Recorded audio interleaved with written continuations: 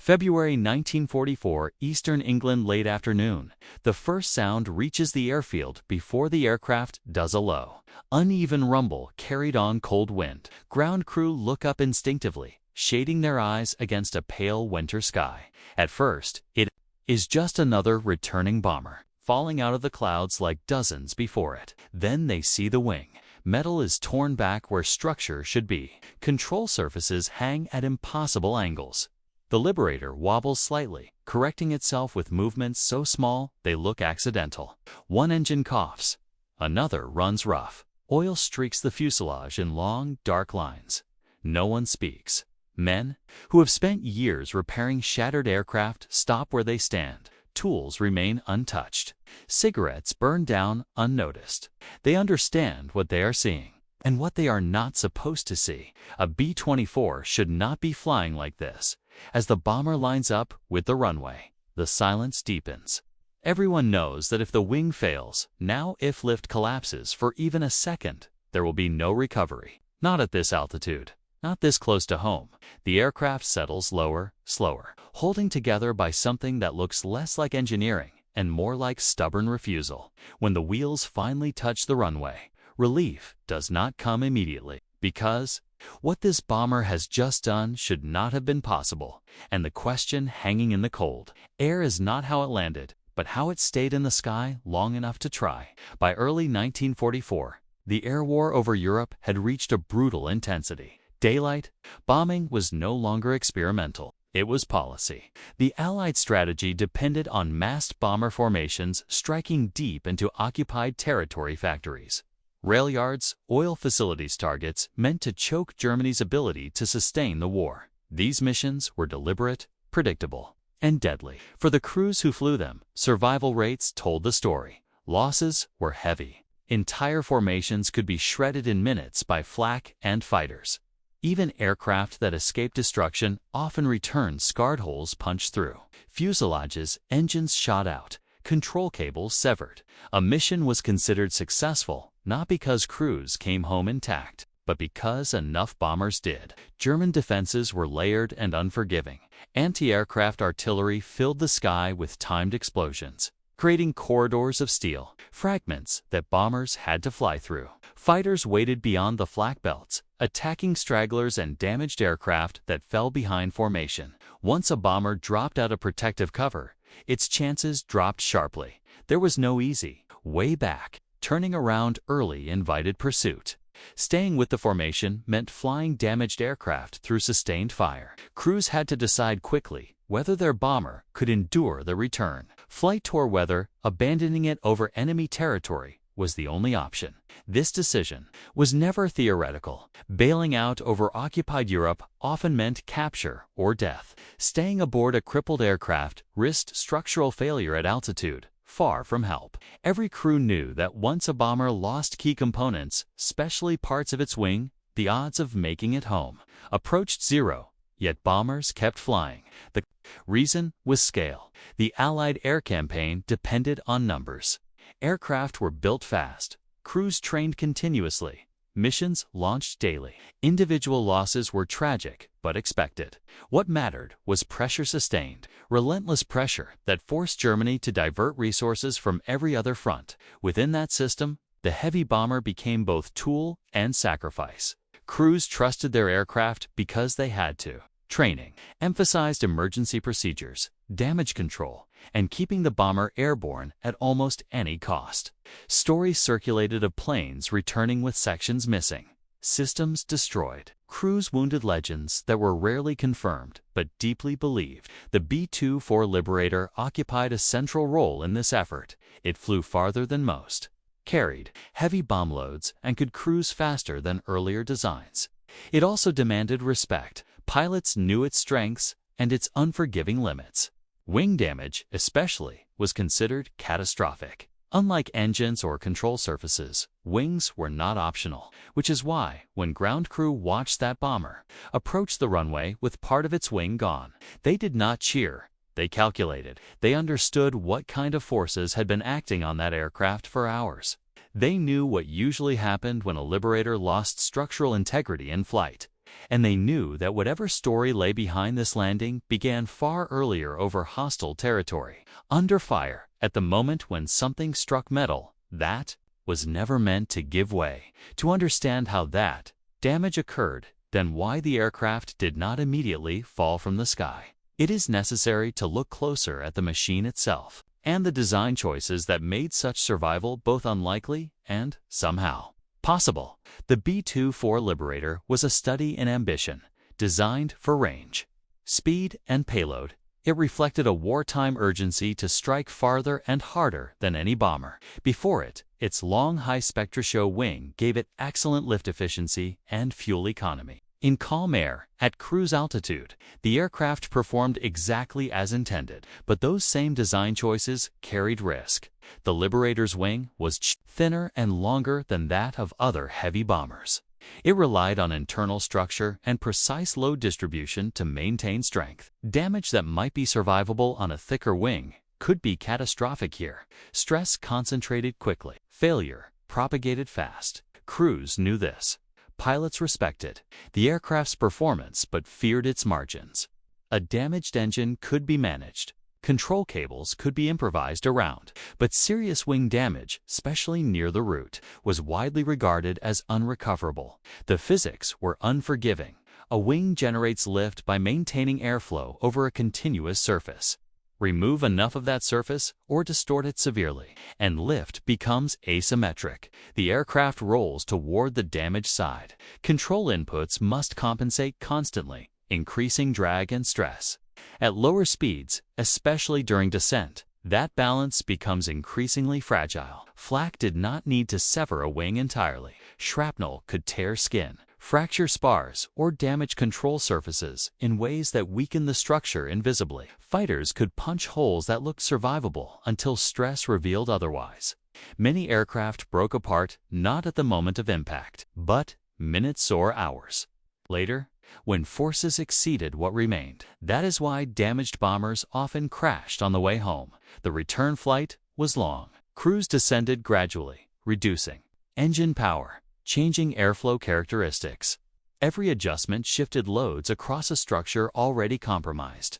What held at altitude could fail closer to the ground, which makes the sight of that B-24 on final approach so unsettling. Whatever damage it sustained had not only failed to destroy it immediately, it had endured through the entire return journey, through altitude changes, through course corrections, through vibration and turbulence that should have finished the job. This did not happen by chance.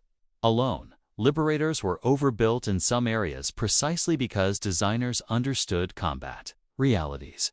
Redundancy existed where possible. Control systems allowed for limited compensation. Pilots were trained to fly gently, avoiding sharp maneuvers that could tear weakened structures apart. Even so, margins were razor thin. For an aircraft to lose a substantial portion of its wing and remain controllable required an extraordinary alignment of factors: where the damage occurred, how the remaining structure absorbed load, how the crew managed speed and angle, and how much punishment the aircraft took afterward. None of this was guaranteed, which is why ground crew froze when they saw it. They were not witnessing luck. They were witnessing the end of a long chain of decisions and stresses that had begun. Far from England, at the moment the bomber was hit, when metal failed, alarms sounded, and the crew had to decide whether to abandon the aircraft or attempt the impossible. That moment when the damage was inflicted and the choice was made marked the true turning point of the story, and it is there, high over enemy territory, that the Liberator's survival was first put to the test. Inside the aircraft, there was no silence. The Liberator shook constantly, every vibration magnified by damage the crew could feel but not fully see. Wind noise changed pitch as airflow struck torn metal. The aircraft no longer felt solid. It felt alive, reacting to every control input with a delay that forced the pilots to anticipate rather than respond. The crew understood what wing damage meant. They had seen other aircraft disappear from formation after similar hits. They had heard radio calls cut off mid-sentence. They knew that once lift became uneven, control could vanish without warning. Fear did not arrive as panic. It arrived as calculation. The pilot felt constant pressure through the controls. holding the aircraft level with subtle inputs that could not stop. The co-pilot monitored airspeed obsessively, knowing that flying too slow would invite a stall on the damaged side, while flying too fast would increase structural stress. Other crew members waited. There was nothing they could do to fix a wing. Their role became survival through stillness, staying seated, keeping weight balanced, avoiding unnecessary movement that might shift loads across the weekend. Structure. Every minute airborne felt borrowed, yet the crew stayed with the aircraft because the alternative, bailing out over enemy territory, offered no certainty of survival either. Capture was likely. Injury was possible. Separation in the air could be fatal. So they trusted the machine, not blindly, but carefully flying it gently, coaxing it forward, accepting discomfort and fear in exchange for the slim chance of reaching friendly ground that human endurance hours of sustained tension without release was as critical as any engineering factor keeping the bomber airborne. From an engineering perspective, the Liberator's survival defied expectations, but not physics. The damage did not remove lift entirely. Enough wing surface remained to generate upward force, though unevenly. The intact portions carried more load than designed, flexing under stress that normally would have been distributed evenly. Control inputs compensated for imbalance. Ailerons and rudder worked continuously, counteracting roll and yaw. Trim settings were adjusted to reduce pilot fatigue. Engines on one side may have been throttled differently to balance forces without overcorrecting. This was a delicate equilibrium. Every correction introduced drag. Drag reduced speed. Reduced speed threatened stall. To prevent this, pilots maintained higher than ideal airspeed, increasing stress on the damaged wing but preserving airflow. It was a compromise with no perfect answer. What saved the aircraft structurally was likely where the damage occurred. If critical spars remained intact, the wing could still transmit load. Torn skin increased drag but did not immediately cause failure. The Liberator's internal bracing absorbed more punishment than designers ever intended it to. This was not resilience by design alone. It was resilience by margin.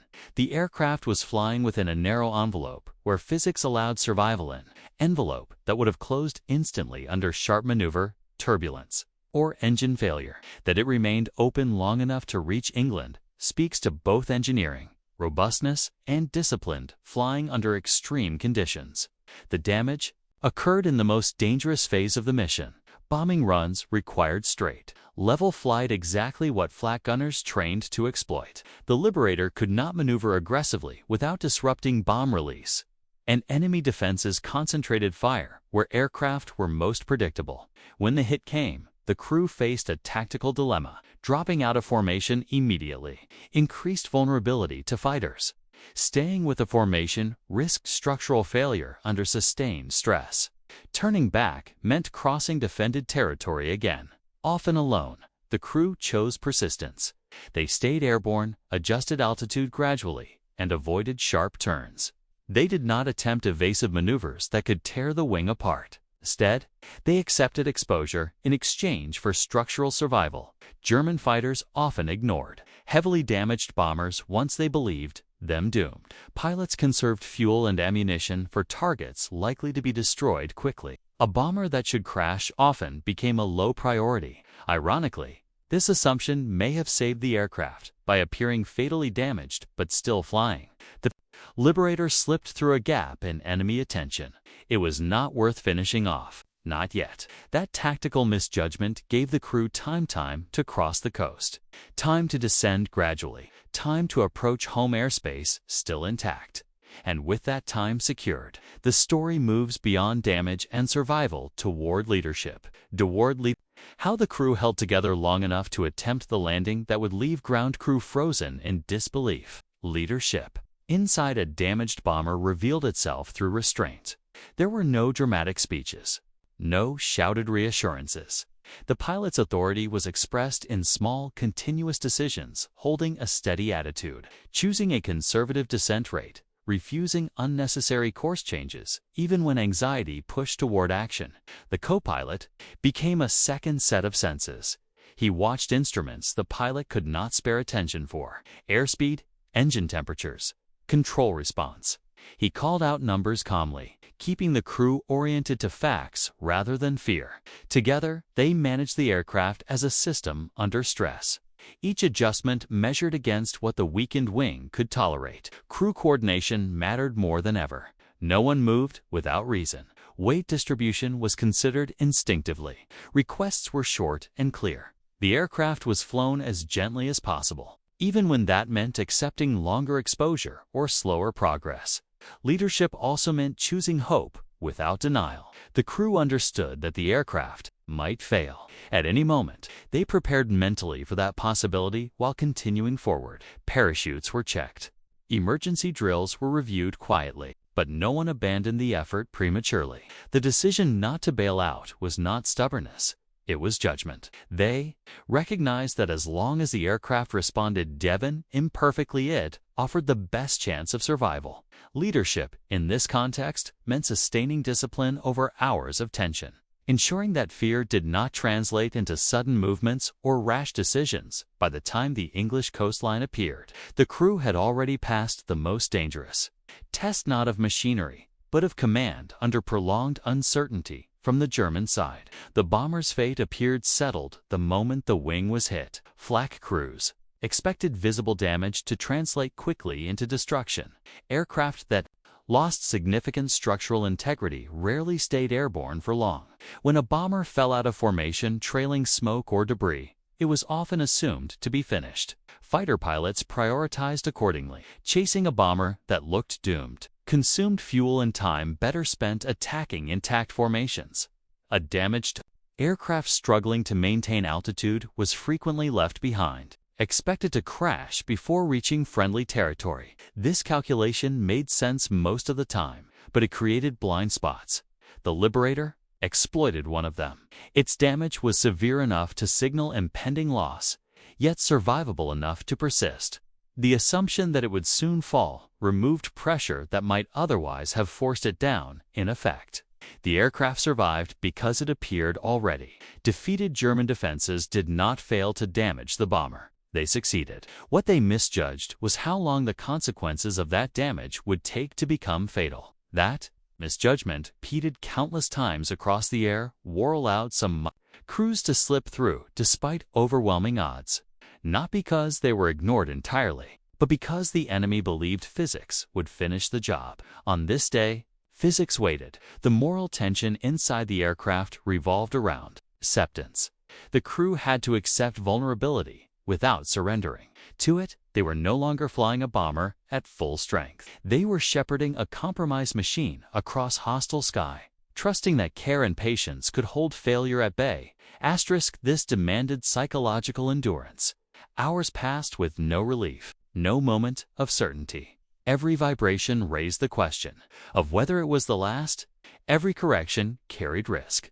Survival required constant restraint, resisting the urge to act decisively when decisiveness might be fatal. Choosing to stay with the aircraft was a moral decision as much as a tactical one. Bailing out might have seemed safer in the abstract, but it carried its own dangers, including capture, injury, or separation over enemy territory. Staying aboard offered a narrow path, home uncertain, exhausting, but real. The crew chose that path together. They did not frame it as bravery. They framed it as continuity. One more minute, then another, then another. Survival became cumulative, built from dozens of small decisions rather than one dramatic act. By the time the bomber crossed into friendly airspace, the moral weight shifted. The question was no longer whether they would abandon the aircraft, but whether it would abandon them during the final, most delicate phase of flight. The return was not complete.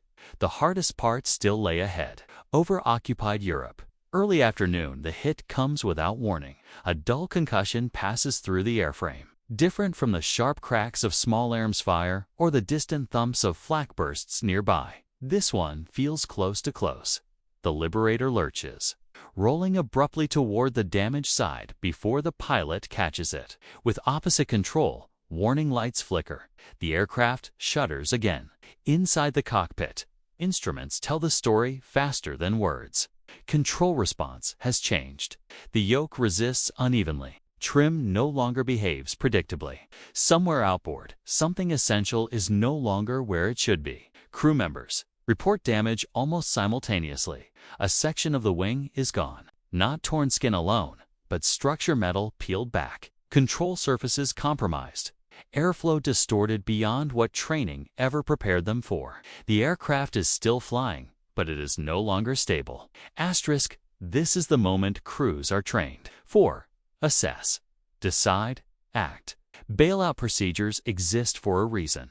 Once a bomber loses structural integrity, the window for escape can close suddenly. Altitude is life. Delay too long, and the aircraft may break apart beyond recovery. The pilot levels the wings carefully, holding pressure against constant roll. He does not descend sharply. He does not turn hard. He holds course long enough to understand what remains controllable and what does not.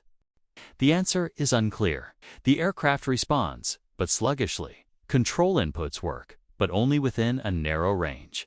The Liberator can fly straight. It can turn gently. Anything more risks overstressing the damaged wing. The decision crystallizes. Quickly, if they abandon the aircraft now, they will parachute into occupied territory. Capture is almost certain. Injury is likely. Separation in the air could be fatal. If they stay aboard, the aircraft might hold together. Long enough to reach friendly ground might. There is no debate. The pilot commits to the return. Bombs are gone. Formation discipline is secondary. The aircraft eases out of the bomber stream, careful not to bank sharply. Other bombers continue onward, some visibly damaged, others intact. There is no time for farewell. The Liberator turns for home. Altitude is traded slowly for stability. Engines are adjusted asymmetrically to reduce stress. Speed is kept deliberately high, higher than comfortable, but low enough to avoid compounding. Damage. Every parameter becomes a compromise. Minutes stretch. The aircraft remains airborne, but each vibration feels amplified. The damaged wing flexes in ways it never should. Crew members stay seated, movement minimized, weight kept balanced. As much as possible, no one speaks unless necessary. This is not courage in the cinematic sense. It is endurance holding tension without release, minute after minute, knowing that any sudden change could end everything. And yet, the Liberator continues. Against expectation, against experience, against probability, the coast lies far ahead. Invisible, but imagined. The crew does not allow themselves to believe in it yet. The most dangerous phase is not the hit itself, but what comes after. When hope tempts pilots to relax, to descend too fast, to turn too sharply, the aircraft has survived the initial damage. Whether it can survive the long, delicate journey home remains uncertain, and the next turning point will not come with another explosion, but with a choice to keep flying when logic says the sky should no longer hold them. Late afternoon, over the North Sea, the English coastline appears as a thin, gray line beneath broken cloud. No one cheers. This is where damaged aircraft often fail not under enemy fire. But during descent, when changing air pressure and reduced speed place new stresses on weakened structures. Many bombers that survived hours over hostile territory broke apart here. Within sight of home, the pilot knows this. Descent is begun slowly, painfully slowly. Power is reduced in fractions, not steps. Airspeed is guarded like a lifeline. Too slow, and the damaged wing could stall. Too fast, and structural loads could exceed what remains. The aircraft answers every input reluctantly. The damaged wing flexes with each correction, its movement visible from the cockpit as a subtle, unnatural dip. The pilot counters constantly, muscles burning, focus absolute. The co-pilot watches instruments without blinking. Calling out airspeed changes the moment they begin. The crew prepares silently. Harnesses are checked. Parachutes stay on. No one stands. No one stands wait. The Liberator is treated less like an aircraft and more like a fragile bridge, something to be crossed gently, without sudden motion, as the bomber descends below cloud. The airfield comes into view. Runway, hangars, vehicles, moving below. Ground crew have already seen it. They have stopped working. From the ground, the damage is unmistakable.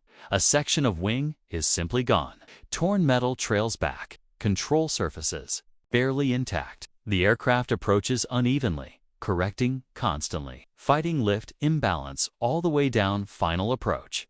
Radio calls are short, no instructions beyond clearance to land. Everyone understands there is no second attempt. If the approach is unstable, there will be no go-around. The engines cannot take abrupt power changes. The wing will not tolerate aggressive maneuvering. The pilot lines up carefully, accepting a shallow approach that stretches the landing far down the runway.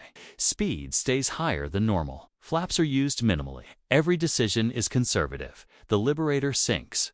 The ground rises. For a moment, it seems the damaged wing might drop, but the pilot holds it, correcting just enough to keep the aircraft level. Then the wheels touch, not gently, not violently, firmly. The bomber rolls, uneven but controlled. Engines throttled back only after full weight settles on the landing gear. The aircraft slows, shuddering, protesting but holding together until it comes to a stop. Only then does the cockpit breathe again. Engines cut. Silence rushes in. From the ground, no one moves at first. Men stare at the wing in disbelief. They count missing structure instinctively, measuring damage with their eyes. Some remove their caps without realizing it. Others simply stand, frozen. The aircraft has landed. But what stuns them is not that it landed, it is that it flew at all. And with that, the moment of impossible survival gives way to reckoning. Inspection begins cautiously. Ground crew approach. The Liberator, the way one approaches wreckage that should not still exist. They touch the wing spar gently, as if expecting it to crumble. They look inside torn sections, tracing fracture lines with their eyes. The damage confirms their shock. Structural members are bent beyond tolerance. Skin is shredded. Control linkages are damaged but not severed. One more maneuver, one more minute of stress would likely have caused catastrophic failure. The aircraft is immediately grounded. No attempt is made to repair it for combat. It is written off, used only for training or parts. Its flying days are over, but the crew steps out alive. They are pale, exhausted, quiet. There is no celebration. Relief comes slowly, in delayed waves. As the realization settles that the tension they carried for hours is finally allowed to drain, officers arrive. They ask questions. They note damage. They listen carefully as the pilot describes control response. Airspeed management, the narrow margins that kept the aircraft together. There is no disbelief in their face, is only respect for how close the line had been. The incident spreads across the base quickly, not as rumor, but as fact. Did you see the wing? That plane shouldn't have made it. They flew it all the way back. For ground crew, the moment lingers longer. Asterisk, they have seen many damaged aircraft. They have also seen what happens when structure fails. This Liberator sits in between those outcomes, a machine that crossed the boundary and returned anyway. It becomes a reference point, not for heroics.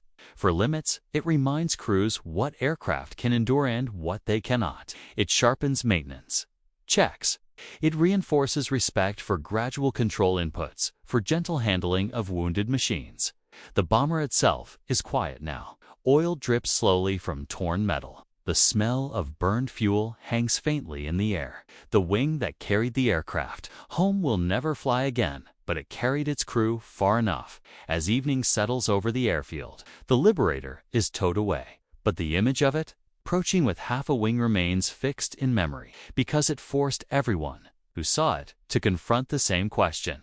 Not how it survived, but why survival was possible at all. The broader impact of the incident unfolded quietly, as most lessons in wartime aviation did. No design changes were ordered because of a single aircraft. No new procedures were issued overnight. But among pilots, engineers, and ground crews, the story became instructional. It demonstrated the value of restraint. Crews discussed it in terms of airspeed management, asymmetric power, and gentle handling of damaged airframes. Pilots learned again that survival was often decided not by dramatic action, but by refusing to make things worse. Maintenance officers took note of fracture patterns. They saw how load paths had shifted, how remaining structure absorbed forces it was never designed to bear. This informed inspections, repairs, and decisions about whether damaged aircraft could safely attempt the return flight or should be abandoned immediately. For crews still flying missions, The incident reinforced difficult truths. Not all damage was equal. Some aircraft that looked intact failed suddenly. Others that appeared doomed could endure if handled correctly. Experience mattered. Experience mattered. Panic rarely helped. The Liberator's return became one example among many that shaped collective understanding of survivability. It did not change doctrine. It refined intuition. And perhaps, most importantly, it strengthened morale. Bomber crews lived with constant awareness of loss, seeing real, tangible proof that aircraft and crews could survive. Extreme damage reminded them that survival was not always random. Skill and discipline mattered, even in situations that seemed hopeless. The aircraft itself faded from attention. It was stripped, catalogued, and eventually scrapped. Wartime moved on. New bombers arrived. New crews took their places. But those who saw it land never forgot it. They remembered the silence, the missing wing, the way everyone stopped moving at once, because that moment cut through routine and reminded them of the thin boundary they lived on every day between physics and hope, between metal and will. And with that understanding firmly in place, the story reaches its final meaning. The B-24 was never meant to fly like that. Engineering defines limits for a reason. Wings are calculated. Loads are tested. Margins exist, but only up to a point. Beyond that point, failure is expected. And yet, war lives beyond expectation. The Liberator that returned with half a wing did not defy physics.